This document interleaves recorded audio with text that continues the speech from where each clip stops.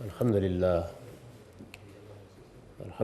رب العالمین والصلاة والسلام علی محمد الامین واعوذ باللہ من الشیطان الرجیم بسم اللہ الرحمن الرحیم۔ خواتین و حضرات، یہ سورہ بقرہ کی آیت 256 ہے جس سے ہم درس کی ابتدا کر رہے ہیں۔ اس سے پہلے یہ بات واضح کر دی گئی تھی کہ اللہ تعالیٰ ہی کے ساتھ معاملہ قیامت میں پیش آنے والا ہے۔ اہل کتاب جو رویہ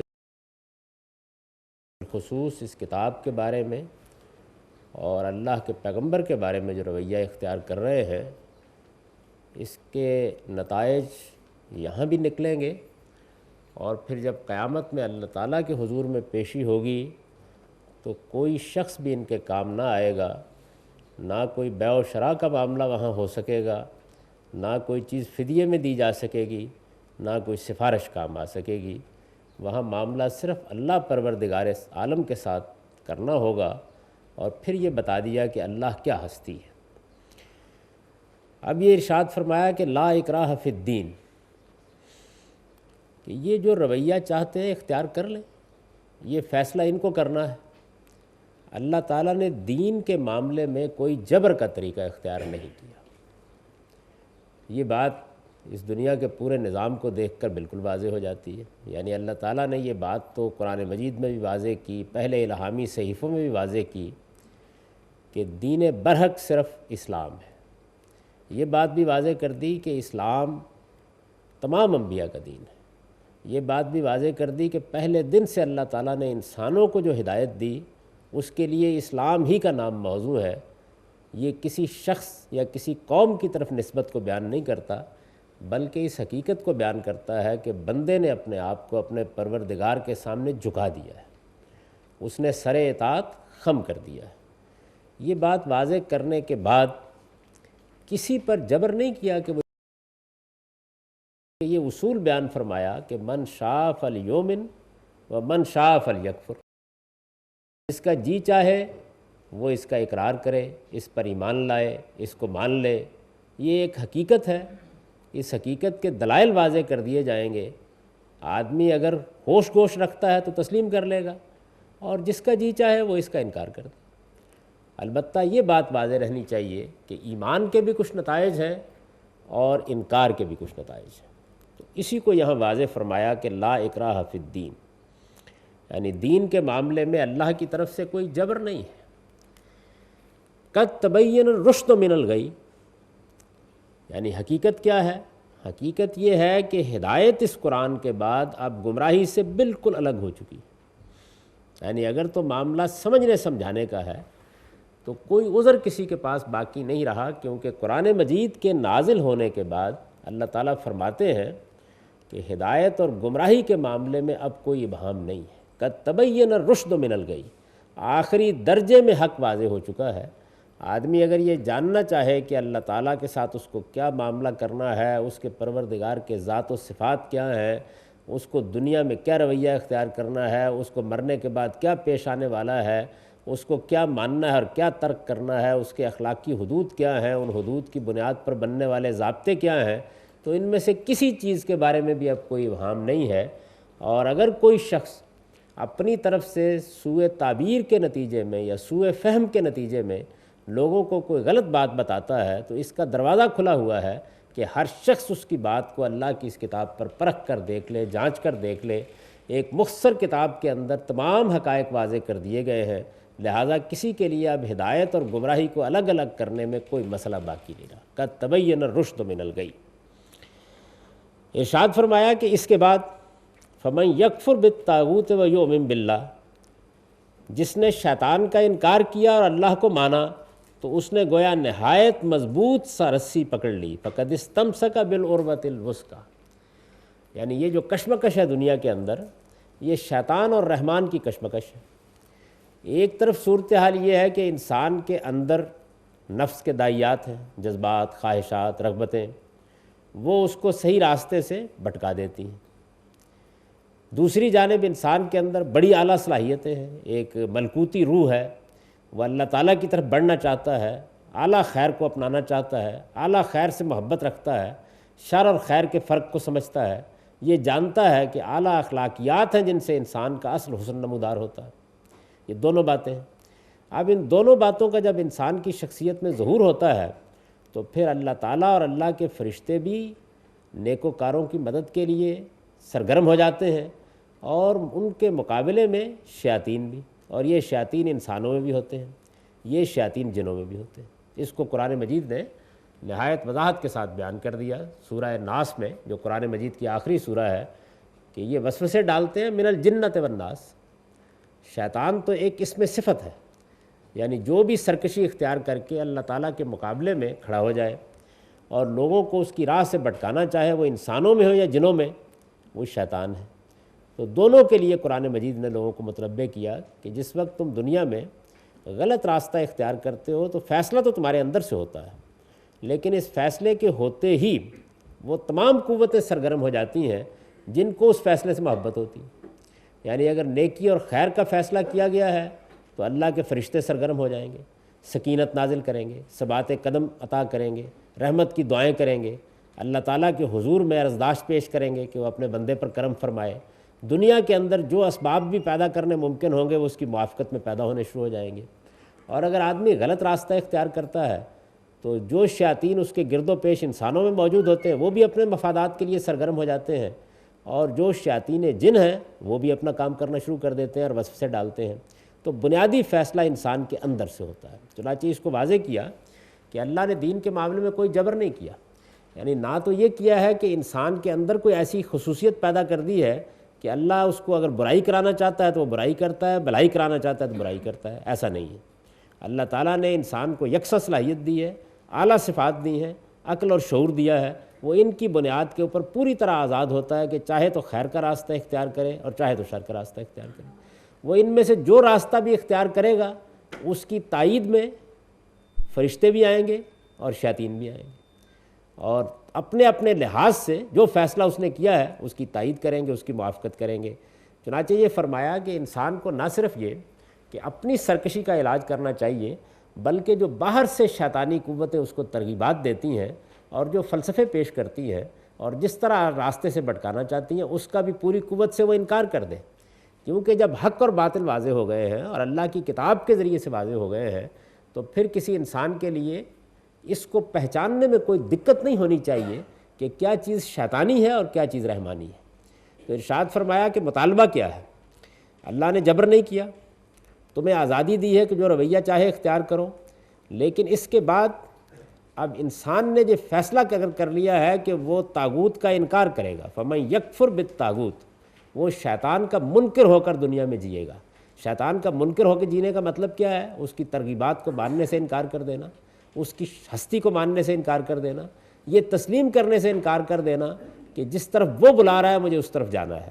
تو ارشاد فرمایا کہ جو یہ کرے گا وَيُؤْمِن بِاللَّهِ، اور اللہ کا سچا مومن بن کر رہے گا، تو فَقَدِ اسْتَمْسَكَ بِالْعُرْوَةِ الْوُثْقَىٰ، ہو سکتا ہے کہ اس کو دنیا میں یہ محسوس ہو کہ اس نے ایک ایسا فیصلہ کیا ہے جس میں پوری دنیا اس پر پل پڑی ہے، لیکن اصل مضبوط سہارا یہی ہے جو وہ پکڑ لیتا ہے۔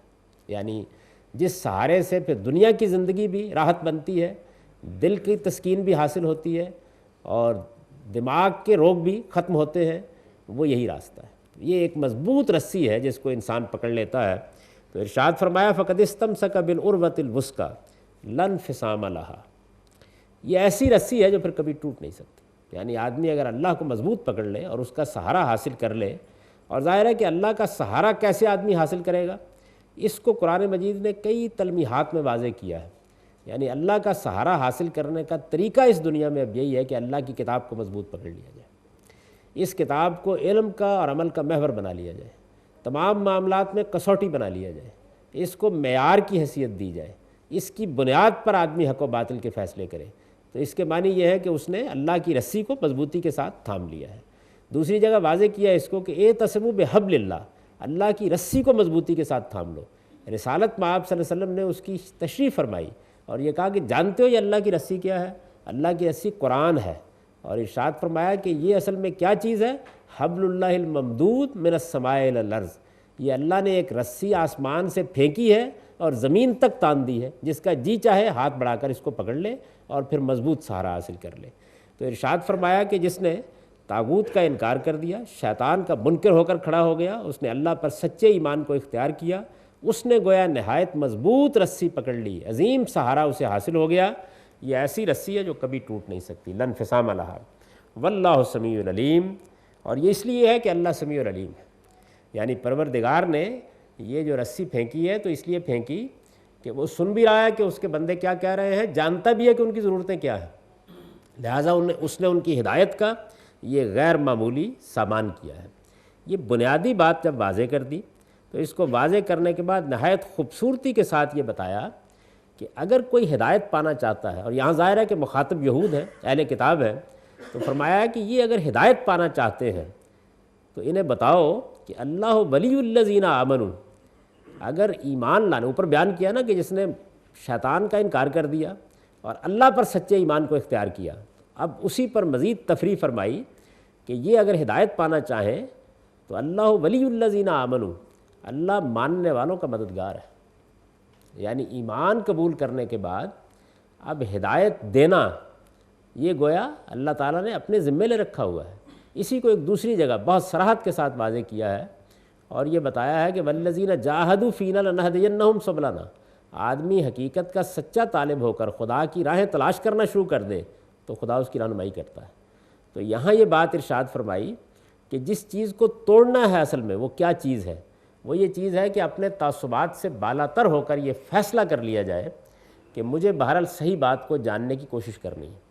جیسے یہ فیصلہ انسان کر لیتا ہے کہ مجھے صحیح بات کو جاننے کی کوشش کرنی ہے تو اس کے بعد یہ ہو نہیں سکتا کہ وہ اپنے پروردگار کی طرف رجوع نہ کرے، اور پروردگار کی طرف رجوع کرتے ہی اللہ کی مدد حاصل ہو جاتی ہے۔ ہدایت اور گمراہی کے بارے میں یہ اللہ کا قانون ہے، یعنی جیسے ہی آپ نے صحیح بات کو جاننے کی اپنے اندر سچی طلب پیدا کر لی، آپ اس کی تلاش میں نکل کھڑے ہوئے، آپ نے اپنے تعصبات اور جذبات کو ایک طرف رکھ دیا، آپ سچی بات کو سننے کے لیے تیار ہو گئے، جو کچھ آپ پہلے سے مانتے تھے اس کے بارے میں کم سے کم اس جگہ پر کھڑے ہو گئے کہ میں غلط ہو سکتا ہوں، بس اس کے بعد ہدایت کا دروازہ کھل جاتا ہے۔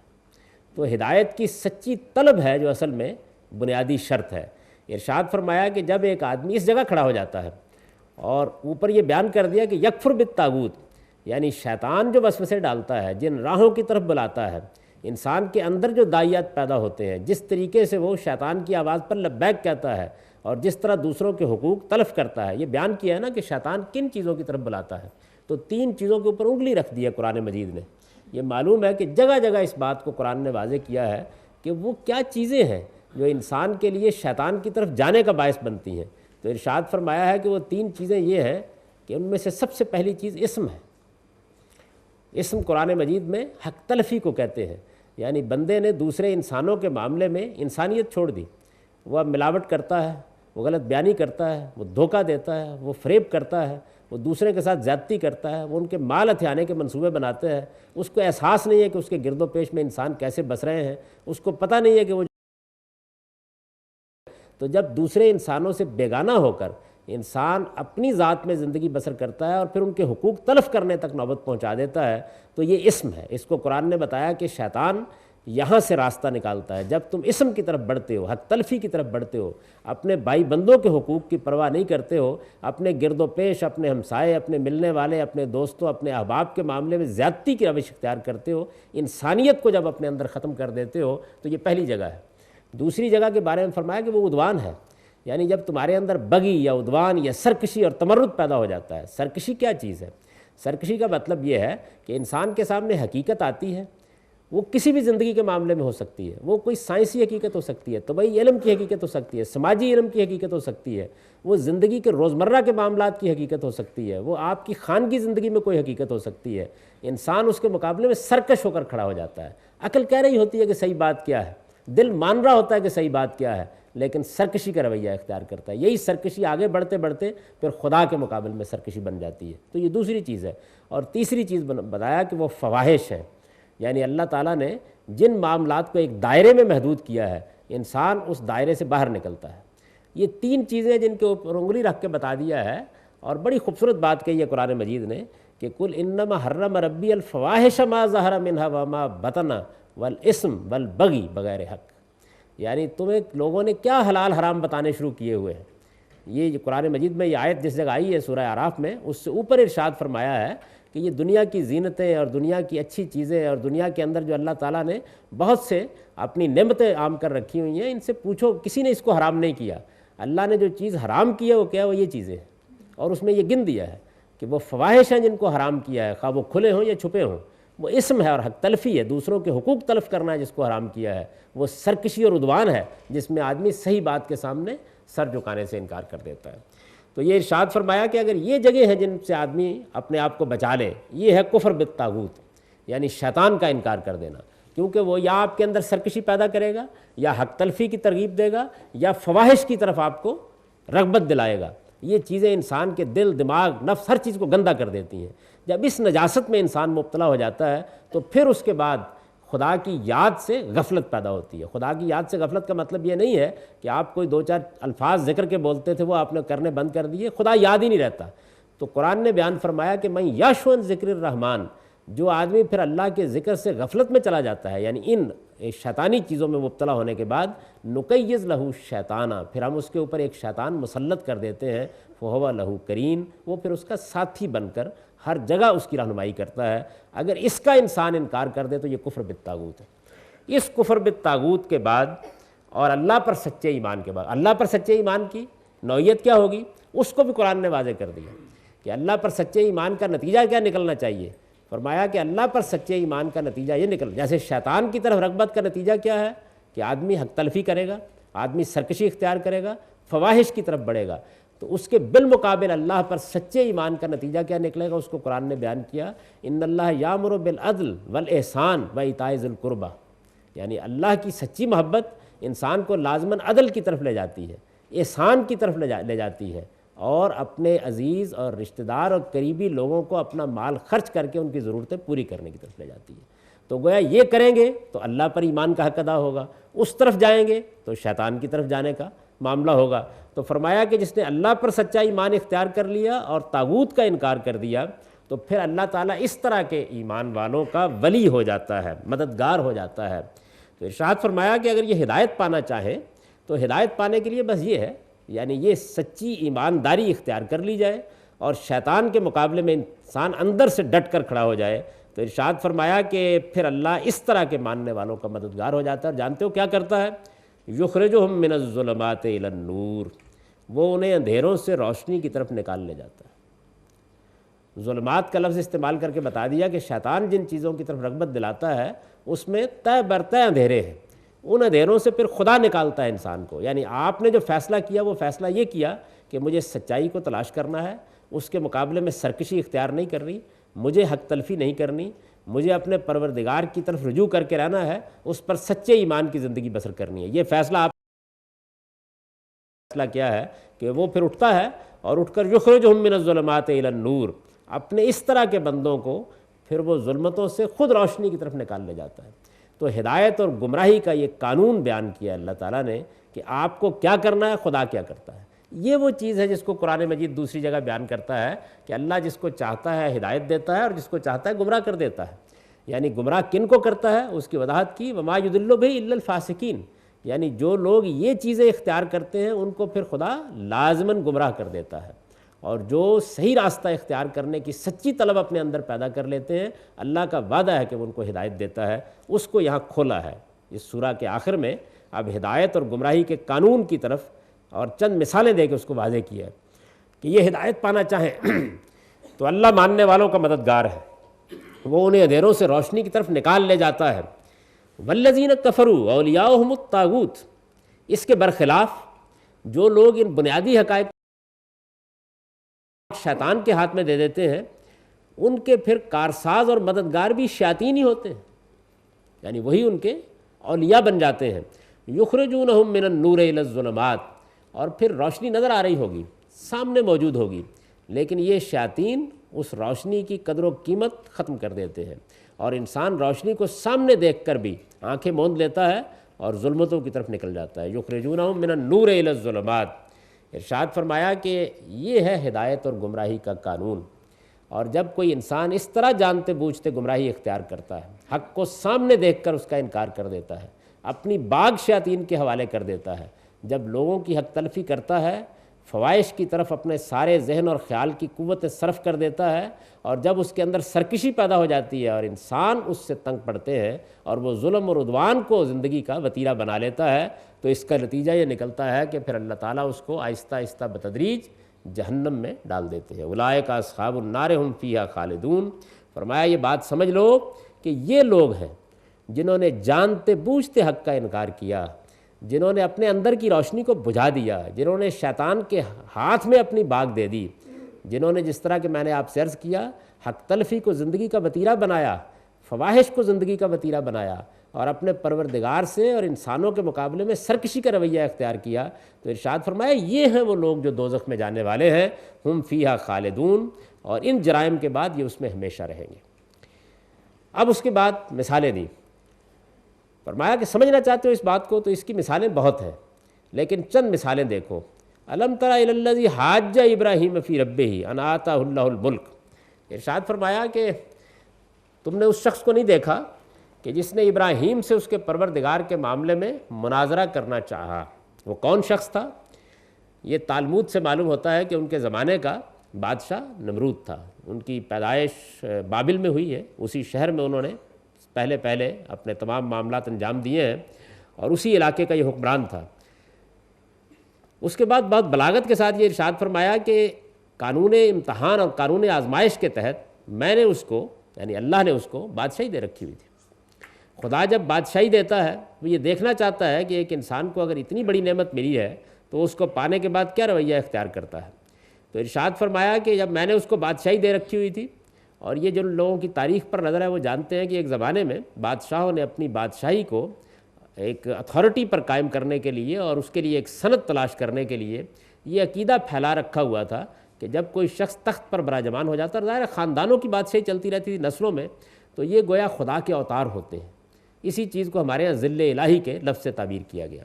تو انا آتاہ اللہ الملک، یہ شخص بھی اسی غلط فہمی میں مبتلا تھا، اور بادشاہی کے فخر و غرور نے اس کو یہیں پہنچا دیا ہوا تھا۔